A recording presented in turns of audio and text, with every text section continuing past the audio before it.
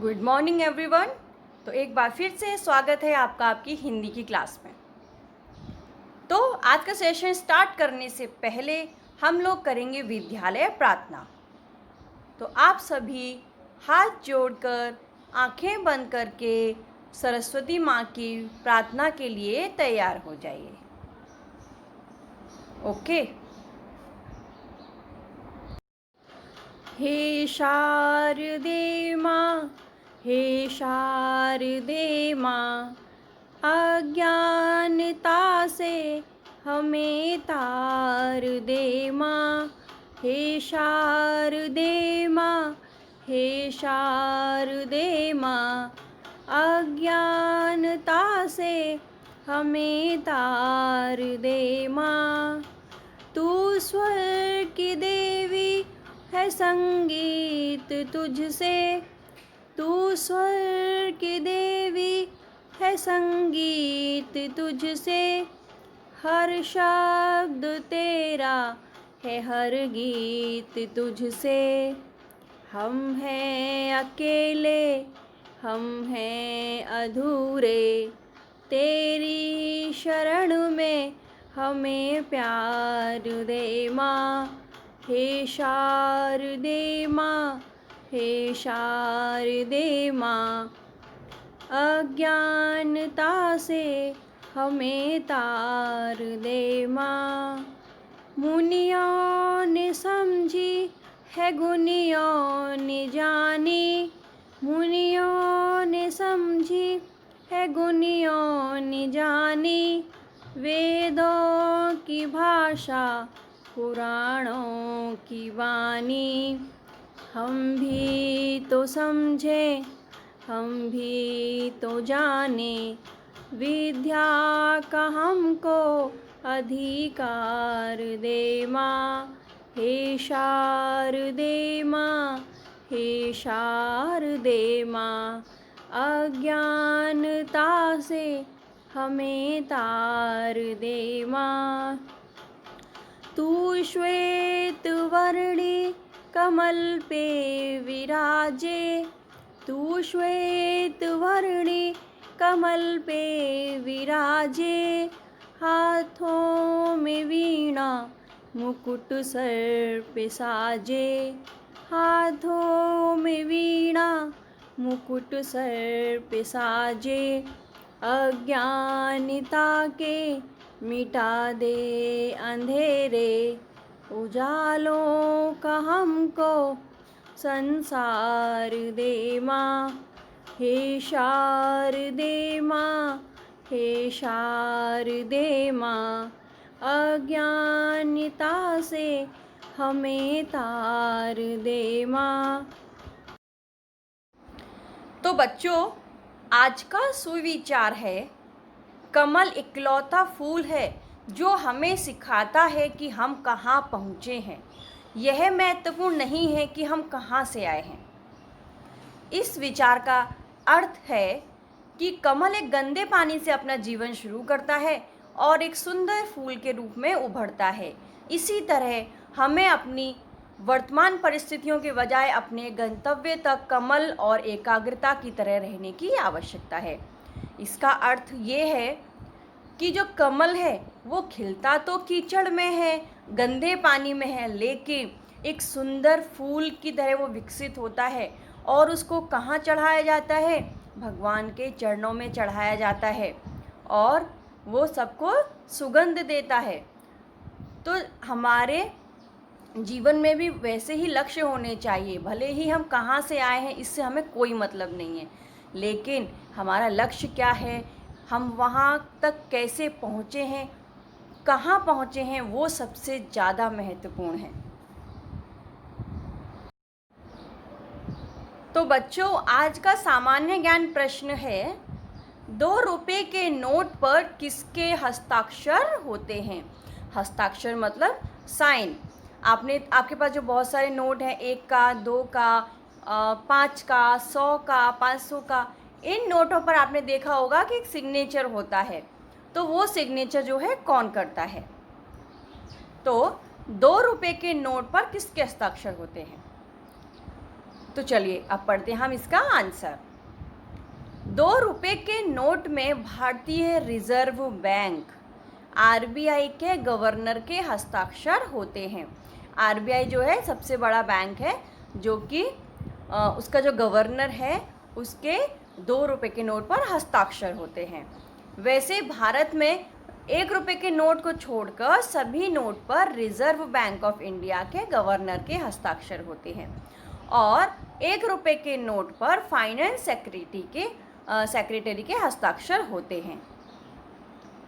जो 1 रुपए का नोट है उस पे तो किसके हस्ताक्षर होते हैं? हमारे भारत के फाइनेंस सेक्रेटरी मतलब जो वित्त सचिव हैं उनके हस्ताक्षर होते हैं। और 1 रुपए के आगे जितने भी नोट हैं, 1 रुपए के नोट को छोड़कर 2 का, 5 का, 10 का, 100 का, 500 का, जितने भी ये नोट हैं जो करेंसी है उस पर आरबीआई के गवर्नर के हस्ताक्षर होते हैं। ओके, 2 रुपए का नोट भारतीय मुद्रा का दूसरा सबसे छोटा नोट है। पहले तो 1 रुपया, फिर 2 रुपए।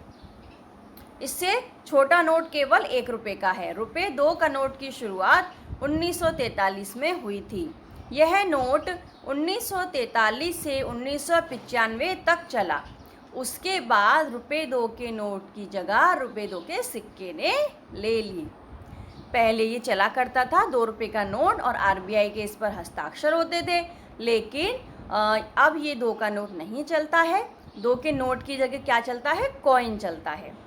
ओके, आपने अभी 1 का, 2 का, 5 का कॉइन देखे होंगे, लेकिन अभी नोट नहीं देखने को मिला होगा आपको। तो पहले जो है 2 रुपए का नोट चला करता था। ओके, तो सबसे मुख्य बात क्या है? 1 रुपए के नोट पर फाइनेंस सेक्रेटरी के हस्ताक्षर होते हैं और बाकी सब नोटों पर आरबीआई के गवर्नर के हस्ताक्षर यानी कि सिग्नेचर होते हैं। ओके, तो ये था आज का जी के क्वेश्चन। आप सभी एक नोट लीजिएगा और देखिएगा उस पर सिग्नेचर। ओके, तो बच्चों चलो अभी स्टार्ट करते हैं हम आज की क्लास। तो आपका सिलेबस तो हो गया है, जो कि PT2 में आने वाला है, वो तो हो गया है कंप्लीट। तो अभी हम फिर से उसको रिवीजन करेंगे ताकि आप अपनी परीक्षा में और अच्छे से उसको क्वेश्चन जो है उनको अटेम्प्ट कर सको। ओके, तो आज हम करेंगे चैप्टर नंबर 4 बिल्ली की घंटी और चैप्टर नंबर 5 कौन-ता भूत की पुनरावृत्ति, यू मीन रिवीजन। ओके, पुनरावृत्ति मीन्स रिवीजन। तो पाठ नंबर 4 का तो क्लास टेस्ट हो चुका है और आज है चैप्टर नंबर 5 का क्लास टेस्ट। तो अभी हम दोनों चैप्टर के बारे में एक बार फिर से हम पढ़ेंगे ताकि हमारे जो और भी चैप्टर हैं उनको भी हमें रिवाइज करना है ताकि हम पेपर में अच्छे से मार्क्स ला सकें। ओके, तो चलो आज हम करेंगे chapter number 4 and chapter number 5 को रिवीजन। तो बच्चों आज हम एक नई चीज़ पढ़ेंगे। नई चीज़ नहीं है, हमने पहले भी चैप्टर में पढ़ी हुई है, लेकिन हम उसको एक बार फिर से रिवाइज करेंगे। तो उस टॉपिक का नाम क्या है, उस विषय का नाम क्या है? अपठित गद्यांश। क्या है? अपठित गद्यांश। अब ये अपठित गद्यांश कैसा होता है और इसे कैसे सॉल्व करते हैं, क्योंकि अभी जो आपके एग्ज़ाम है PT2 है उसमें भी ये अपठित गद्यांश के ऊपर आपको प्रश्न देखने को मिलेंगे। ओके, तो चलो अभी हम पढ़ते हैं अपठित गद्यांश। अपठित शब्द का अर्थ क्या है? अपठित, पठित मतलब पढ़ा हुआ, और उसके आगे जब हम अ लगा देते हैं तो क्या बन जाता है? जो पहले से न पढ़ा हो। जैसे कि यहाँ पर है अपठित का क्या अर्थ है? जो पहले से पढ़ा ना हो।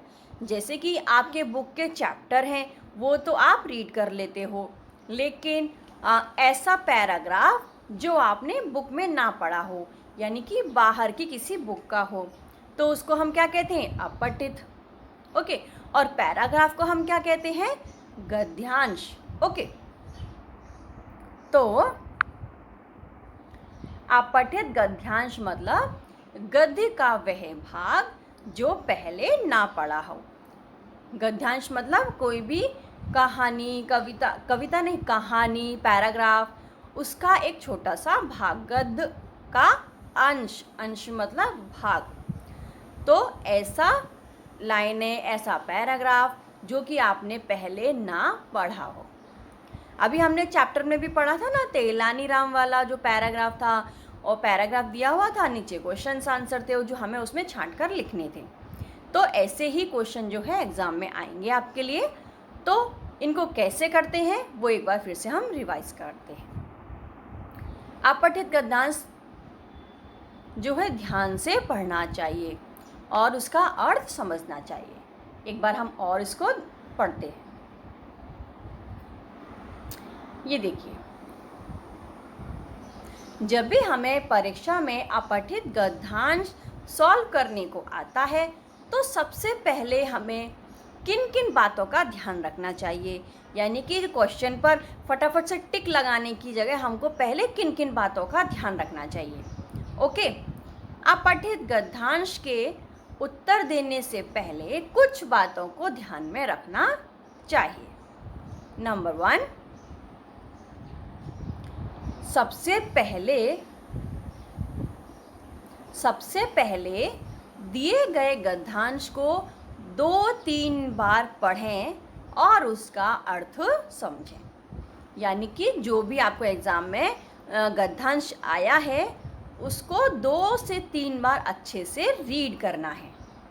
ओके, तो आपको रीडिंग आना चाहिए उसके लिए। अगर आपको हिंदी रीडिंग नहीं आएगी तो आप ना तो गद्यांश पढ़ पाओगे और ना ही आंसर्स दे पाओगे। तो सबसे पहले आपको क्या करना है, डेली रीडिंग प्रैक्टिस करनी है।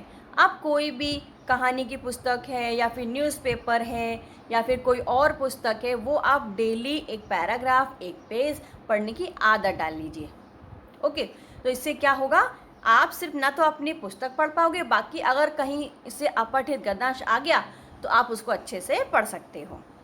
तो आपको क्या करना है, डेली आपके पास बहुत सारी सुंदर सुंदर जो है कविताओं की बुक्स आती हैं, तो आप उनको ले सकते हो और पढ़ सकते हो।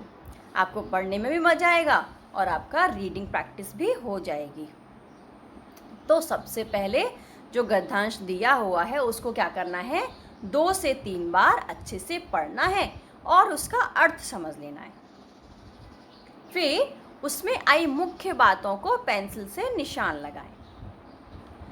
ओके, जो भी पैराग्राफ में जो गद्यांश में कुछ मेन बातें हैं, जो मुख्य बातें हैं, उनको एक पेंसिल से थोड़ा अंडरलाइन करते जाइए। ओके, लेकिन परीक्षा में तो आपको सिर्फ पैसेज पढ़ना है, तो आप सिर्फ उसको पढ़िए और उसका अर्थ समझिए। इसके बाद प्रश्नों को बारी बारी से पढ़कर उनके उत्तर गद्यांश से खोजें। आपने फिर जब गद्यांश पढ़ के हो जाएगा तो आप प्रश्न पढ़िए, एक प्रश्न पढ़िए, फिर उसका आंसर जो है गद्यांश में सर्च करिए। ओके, प्रश्नों के उत्तर संक्षिप्त एवं स्पष्ट होने चाहिए। आंसर जो है एक वाक्य में ही होना चाहिए, अधिकतर एक वाक्य में होना चाहिए। प्रश्नों के उत्तर गद्यांश की भाषा में ना लिखकर अपनी भाषा में लिखें। ओके, जैसे कि कहानी में अगर कुछ पूरी लाइन लिखी हुई है, उसमें घुमा फिरा कर बातें की गई हैं, तो आप क्या करोगे, आप उसको छोटा सा बनाकर आंसर अपने लिखोगे। पूछे जाने पर गद्यांश को उचित शीर्षक भी दें। वैसे तो शीर्षक नहीं पूछा जाता है आपकी क्लास में, लेकिन अगर शीर्षक पूछा गया है तो शीर्षक क्या होता है, शीर्षक मतलब उस गद्यांश के लिए टाइटल, जिस बारे में वो गद्यांश कहा गया है। ओके, तो वो जो नाम है उसका, उसे कहते हैं शीर्षक। जैसे कि आपकी पुस्तक के बहुत सारे पार्ट हैं, उनके नाम है ना, जैसे कि अभी ये है बिल्ली की घंटी पार्ट, तो ये बिल्ली के ऊपर आधारित है, तो इसलिए हमने इसको नाम दिया बिल्ली की घंटी। और कौन था, भूत, तो जो पार्ट था उसके समरी क्या थी कि एक भूत के ऊपर वो कहानी आधारित थी, तो हमने उसको नाम दिया कौन था, भूत। तो जैसे ही कोई भी गद्यांश जो है जिसके ऊपर भी आधारित है उसका हम एक नाम दे देते हैं, तो क्या कहलाता है, शीर्षक यानी कि टाइटल। ओके, लेकिन आपको तो सिर्फ टिक करने के लिए आता है, तो आपको आंसर लिखने की आवश्यकता ही नहीं है। लेकिन जब भी हम एग्ज़ाम में जब हमारा एग्ज़ाम स्कूल में होता है तो हमें वो आंसर लिखने पड़ते हैं, तो उसके लिए भी इन बातों को ध्यान में रखना है। ओके, तो अभी हम बढ़ते हैं आगे।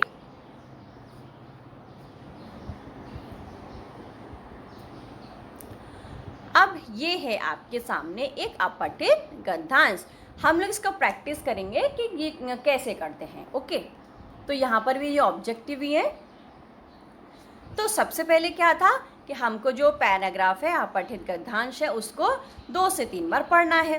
तो चलो अब हम इसको पढ़ना स्टार्ट करते हैं। आप सब भी मेरे साथ साथ पढ़ते जाइए। नारियल बहुत ही उपयोगी पेड़ है। नारियल का पेड़ बहुत ऊंचा होता है। यह समुद्र के पास रेतीली जमीन में उगता है। नारियल का पानी मीठा तथा स्वादिष्ट होता है। इसके पत्तों से चटाइयाँ और टोकरियाँ बनाई जाती हैं। नारियल के फल को श्रीफल कहते हैं। इसे मंदिरों में चढ़ाया जाता है। नारियल के पेड़ का हर हिस्सा उपयोगी होता है। ओके, तो हमने क्या किया, इस पैराग्राफ को यानी कि इस गद्यांश को पढ़ लिया और इसको समझ भी लिया कि नारियल जो रहता है उसके पेड़ और उसकी उपयोगिता के बारे में बताया गया है। तो चलो अब हम करते हैं इसके प्रश्नों को हल। पहला प्रश्न है, नारियल का पेड़ कैसा होता है? छोटा, मोटा या ऊंचा? अब देखिए, हमने इसमें क्या पढ़ा पैसेज में कि नारियल के पेड़ बहुत ऊंचा होता है। जब हमको एक लाइन में उत्तर लिखना रहता है, जब हम स्कूल में परीक्षा देते हैं तो वहाँ पर आपको पेंसिल से उस आंसर शीट पे लिखना होता है, तो हम पूरी लाइन लिख सकते हैं, नारियल का पेड़ बहुत ऊंचा होता है। लेकिन यहाँ पर हमें टिक लगाना है, तो हमारा आंसर क्या होगा? ऊंचा। ओके, यह कहाँ उगता है? अब देखिए, दूसरी जो लाइन है, यह समुद्र के पास रेतीली ज़मीन में उगता है। तो पानी में, रेतीली ज़मीन में या पहाड़ पे, यह कहाँ उगता है? रेतीली ज़मीन में। कहाँ उगता है ये? रेतीली ज़मीन में। ओके, तो अब आगे है क्वेश्चन नंबर 3। नारियल का पानी कैसा होता है? तो जो है गद्यांश में इसका उत्तर दिया हुआ है कि नारियल का पानी मीठा और स्वादिष्ट होता है। तो जब हम पेंसिल से आंसर शीट पे लिखेंगे तो पूरी लाइन लिखनी होती है हमें कि नारियल का पानी मीठा और स्वादिष्ट होता है। लेकिन यहाँ पर हमें टिक लगाना है, तो मीठा, खट्टा या नमकीन। तो हमारा आंसर क्या होगा? मीठा। ओके, तो बच्चों ये था अपठित गद्यांश का रिवीजन, यानी कि मैंने आपको ये एग्जाम्पल बताया है कि इनको कैसे किया जाता है। क्योंकि जब कोई गद्यांश आपकी पुस्तक में से आता है तो आपको पूरी कहानी पता होती है, उस पाठ को आपने 2 से 4 बार पढ़ा हुआ होता है, तो आप फटाफट से आंसर लगा देते हो। लेकिन जब अपठित गद्यांश होता है तो आपको पहले से पढ़ा हुआ नहीं होता, आपको कोई अंदाज़ा नहीं होता कि कौन सा पैसेज आएगा, तो आपको वहीं की वहीं आपको अच्छे से 2-3 बार पढ़ना होता है, उसका अर्थ समझना होता है और फिर उसके क्वेश्चन को पढ़कर आंसर पर टिक करना है। ओके, तो समझ में आ गया सबको कि अपठित गद्यांश कैसे होता है, उसे कैसे हल किया जाता है। वैसे तो बच्चों आपने ये चैप्टर पढ़ ही लिया है, आपने बाय हार्ट भी कर लिया है और इसका क्लास टेस्ट भी दे दिया है, लेकिन फिर भी हम शॉर्ट में इसको फटाफट से एक बार रिवाइज कर लेते हैं। ओके, क्योंकि आप परीक्षा अभी नज़दीक आने वाली है तो आपको ये याद रहे। तो चलो अब हम जल्दी से इस कविता को पढ़ लेते हैं। किट्टी नाम की थी एक बिल्ली, रहती थी वह शहर दिल्ली। आप सबको भी मेरे साथ पढ़ते जाना है। घूमती फिरती इधर उधर रोज, करती रहती चूहों की खोज। चूहे बेचारे डर के मारे, रहते छिपे बिल में सारे। किट्टू चूहे ने एक जुगत लगाई, छज्जे पर एक सभा बुलाई। बिड्डू सिट्टू मिट्ठू चूहे ने मिलकर सभा की रौनक जमाई। मिट्ठू चूहे ने ढम ढम ढोल बजाया, किट्टू चूहे ने एक उपाय बताया। जब बिल्ली के गले में घंटी बन जाएगी, तब टन टन की आवाज आएगी। आवाज सुनकर हम भाग जाएंगे, हाथ बिल्ली के कभी ना आएंगे। किट्टू चूहे ने बात सुनी जब, अचानक बूढ़ा चूहा बोला तब। घंटी तो तुम ले आओगे, क्या बिल्ली के गले में बांध पाओगे? यह सुनकर सब चूहों के उड़ गए होश, गले में घंटी बांधने का रहा न कोई जोश। तभी म्याऊं म्याऊं करती बिल्ली रानी आई, सब चूहों ने भाग भाग कर अपनी जान बचाई। तो आप सब ने ये पोयम बाय हार्ट कर ली होगी, क्योंकि एग्ज़ाम में भी जो है पंक्तियाँ पूरी करो, इस तरह के क्वेश्चन जब आते हैं तो आपको कोई सी भी लाइन आएगी तो आपको क्या करना होगा, उस जगह पर सही ऑप्शन को चूज़ करना है। तो आप तब भी कर पाओगे ना, तब आपको ये पोयम बाय हार्ट होगी। तो आप सबको ये पोयम बाय हार्ट करनी है।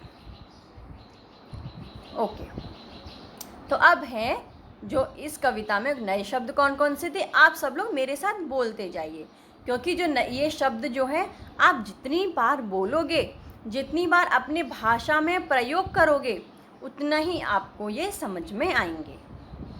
बिल्ली, पहला शब्द क्या है? बिल्ली। दूसरा शब्द क्या है? जुगत। दूसरा शब्द क्या है? जुगत।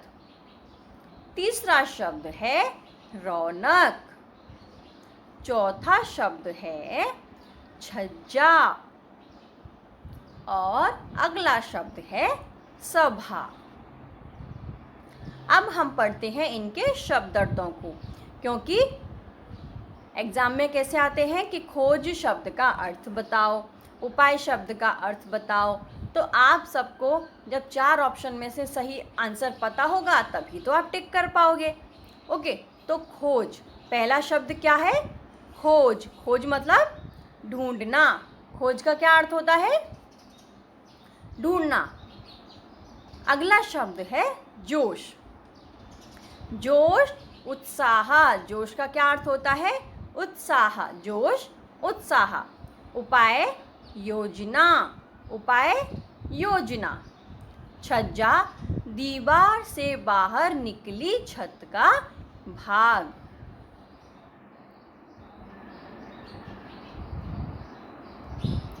अब हम पढ़ते हैं। तो बच्चों चलो अब हम आगे बढ़ते हैं। अब पढ़ते हैं हम द्वित्व वर्ण वाले शब्द। द्वि मतलब दो। एक जैसे दो व्यंजनों के मेल से जो शब्द बनता है उसे हम क्या कहते हैं? द्वित्व वर्ण या द्वित्व अक्षर। जैसे कि पहले शब्द में जो है क और क 2 बार आया है।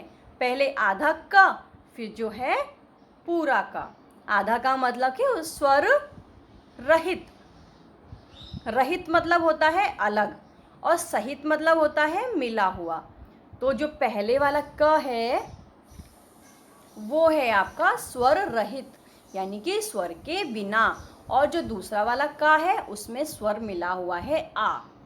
तो यहाँ पर जो है क 2 बार आया है। तो इन ऐसे शब्दों को हम क्या बोलते हैं? द्वित्वाक्षर। क्या बोलते हैं? द्वित्वाक्षर। अब पेपर में ऐसा क्वेश्चन आएगा कि निम्नलिखित में से द्वित्वाक्षर वाले शब्द को पहचानो। अब 4 ऑप्शन दिए होंगे, ठीक है। तो आप कैसे पहचानोगे? सिंपल सी बात है, जब एक जैसे 2 व्यंजन जिस शब्द में होंगे तो उस आंसर को आपको टिक करना है। ओके, जैसे कि झुग्गी, यहाँ पर ग और ग 2 बार आया है। अगला शब्द है बच्चा, यहाँ पर च और च 2 बार आया है। छज्जा ज और ज 2 बार आया है। चट्टान ट प्लस ट। अब देखिए यहाँ पर एक हलंत लगा हुआ है, एक जो ट है पहले वाला उसके नीचे हलंत लगा हुआ है, तो इसका क्या मतलब होता है? स्वर रहित, यानी कि इसमें स्वर नहीं है। ओके। लड्डू ड ड। अब इसमें भी त त त 2 बार आया है। न 2 बार आया है। ठप्पा प 2 बार आया है। अगला शब्द है गुब्बारे। गुब्बारे, तो इसमें भी ब और ब 2 बार आया है। म प्लस म चम्मच। ल प्लस ल बिल्ली। ओके, तो इन शब्दों को बेटा हम क्या कहते हैं? क्या कहते हैं? एक जैसे दो व्यंजनों के मेल को हम द्वित्वाक्षर कहते हैं। क्या कहते हैं बच्चों? द्वित्वाक्षर। ओके, तो आप अच्छे से 4 ऑप्शन में से आपको ये पहचानना कि जहाँ पर 2 एक जैसे वर्ड हैं उनको द्वित्वाक्षर कहते हैं। तो चलो एक बार हम पाठ नंबर 4 का लिखित अभ्यास है उसको रिवाइज कर लेते हैं। नीचे दिए गए प्रश्नों के उत्तर लिखो। बिल्ली का नाम क्या था? तो बिल्ली का नाम क्या था? बिल्ली का नाम किट्टी था। आप सबको ये लिख लिख कर भी प्रैक्टिस करना है। ओके, ऐसा ना हो कि आप सिर्फ ऑप्शन लगाने के चक्कर में अपना राइटिंग भूल ही जाओ, आप लिखने को भूल जाओ। तो आप जो आंसर्स हैं उनको लिखकर भी प्रैक्टिस करिएगा। चूहे कहाँ छिपते थे? चूहे बिल में छिपते थे। बिल्ली के गले में क्या बांधना है? बिल्ली के गले में घंटी बांधनी है। आंसर क्या होगा? बिल्ली के गले में घंटी बांधनी है। घंटी की आवाज कैसी है? घंटी की आवाज टन टन टन है। अगला प्रश्न है, सब चूहों ने अपनी जान कैसे बचाई? तो सब चूहों ने भाग भाग कर अपनी जान बचाई। चित्र पहचान कर नाम लिखो और इनके बारे में 2-2 वाक्य लिखो। तो पहला चित्र कौन सा है? बिल्ली। बिल्ली का भोजन चूहे होते हैं। अगर मैंने पहले कोई अलग वाक्य लिखवाया है तो कोई बात नहीं, हम वाक्य ही तो है, हम अपनी तरफ से कुछ भी वाक्य बना सकते हैं, लेकिन बिल्ली के बारे में ही होना चाहिए। जो चित्र दिया हुआ है उसके बारे में ही होना चाहिए। चूहों को पकड़ने वह दबे पांव आती है। अब है अगला चूहा। चूहे बिल में रहते हैं। सख्त चीज वे कुतर कुतर कर खा लेते हैं। अब अगला क्वेश्चन है, चित्र में आपको कौन कौन से जानवर दिखाई दे रहे हैं? तो हाथी, शेर, बंदर, जिराफ, गिलहरी, गेंडा और चीता। अगला प्रश्न है, कविता की पंक्तियां पूरी करो। किट्टी नाम की थी एक बिल्ली, रहती थी वे शहर दिल्ली। और दूसरी लाइन है, तभी म्याऊं म्याऊं करती बिल्ली रानी आई, सब चूहों ने भाग भाग कर अपनी जान बचाई। पढ़ो और लिखो। यह बिल्ली है। आपको क्या करना है? यहाँ पर पढ़ना है और सेम ऐसे ही लिखना है। आपने अपनी टेक्स्ट बुक में लिख लिए होंगे। यह मतलब जब कोई चीज़ हमारे पास होती है तो हम किस चीज़ का प्रयोग करते हैं? यह। जैसे कि इंग्लिश में हम दिस का प्रयोग करते हैं, वैसे ही जब हमारे पास कोई नज़दीक चीज़ होती है तो हम यह का प्रयोग करते हैं, और जब कोई चीज़ हमारे से दूर होती है तो हम वहाँ पर वह का प्रयोग करते हैं। तो वह कुत्ता है, क्योंकि कुत्ता दूर है। अब है उचित मिलान करो। घंटी की आवाज़ टन टन, ढोल की आवाज़ ढम ढम, चूड़ी की आवाज़ खन खन, पायल छन छन और बादल की आवाज़ कैसे होती है? गड़ गड़। ओके, अब है नेक्स्ट क्वेश्चन। हम क्वेश्चन नंबर 5 पढ़ेंगे। रेखा खींचकर समतुकांत शब्दों के जोड़े बनाओ। समतुकांत यानी कि समान ध्वनि वाले शब्द। रोज, खोज, पीछे भी ज आ रहा है और यहाँ पर खोज में भी ज आ रहा है, जो कि समान ध्वनि है। रोज, खोज। दिल्ली, बिल्ली। होश, जोश। आई, बचाई। आई, बचाई। अब है भाषा की बात। डिब्बे में द्वित्व वर्ण वाले शब्द चुनकर लिखो। द्वित्व वर्ण वाले शब्द मतलब जहाँ पर एक जैसे दो वर्ण होते हैं। तो दिल्ली हो गया, मक्का, दिल्ली। दिल्ली हमने 2 बार लिख दिया, तो हम यहाँ में क्या लिखना है? टक्कर। गुब्बारा और छज्जा। ओके, अब है इन्हें मिलाकर शब्द बनाओ। आप सबको भी मेरे साथ साथ इन शब्दों को, आंसर्स को रीड करते जाना है ताकि आपको अच्छे से बाय हार्ट हो जाए। मिट्टी, प में ट और ट मिलाएंगे तो पट्टी। छू में मिलाएंगे तो छुट्टी। ब में मिलाएंगे तो बच्चा।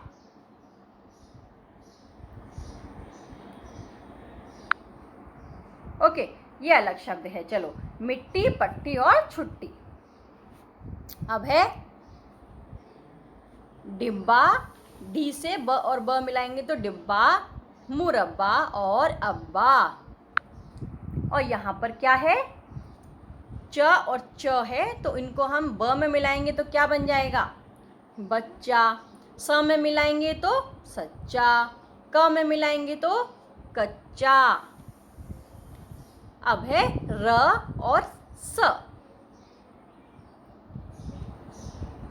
लस्सी, आधा स पूरा स। लस्सी, रस्सी, 80। तो ये कौन से शब्द हैं बच्चों? द्वित्वाक्षर। ओके, तो इनको पहचानना बहुत ही आसान है। बस आप याद रखिए कि एक जैसे 2 वर्ण होने चाहिए। चित्र देखकर वाक्य पूरा करो। यह पत्ता है, यह लट्टू है, यह घंटी है। शब्दों के वचन पहचान कर एक वचन या बहुवचन लिखो। जैसे कि एक बिल्ली है तो हमने यहाँ पर लिखा एक वचन। घंटी एक है तो हमने यहाँ पर लिखा एक वचन। चूहे बहुत सारे हैं तो यहाँ पर हमने लिखा बहुवचन। बूढ़ा एक है तो यहाँ पर हमने लिखा एक वचन। कविता में आए ट वर्ग से संबंधित 5 शब्दों को छांटकर लिखो।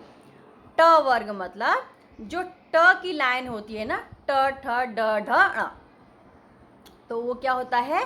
ट वर्ग की ट वर्ग। वो पूरी लाइन को, जो पूरे 5 शब्द होते हैं, 5 वर्ण होते हैं, उसको हम वर्ग बोलते हैं, ट वर्ग। तो ट से हो गया टन टन टन, मिट्ठू, डर, ढम ढम और ढोल। तो ये हो गए ट वर्ग से संबंधित शब्द। अब है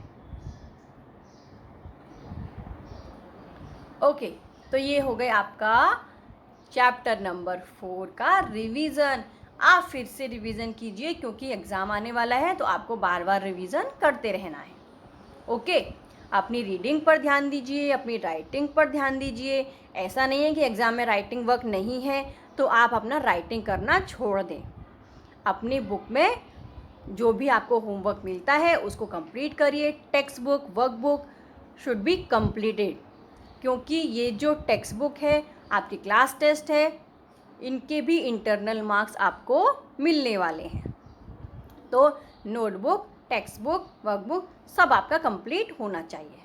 ओके, तो अभी हम वीडियो के सेकंड पार्ट में चैप्टर नंबर 5 कौन था भूत को रिवाइज करेंगे। तो इसे आप फिर से एक बार रिवाइज करिएगा।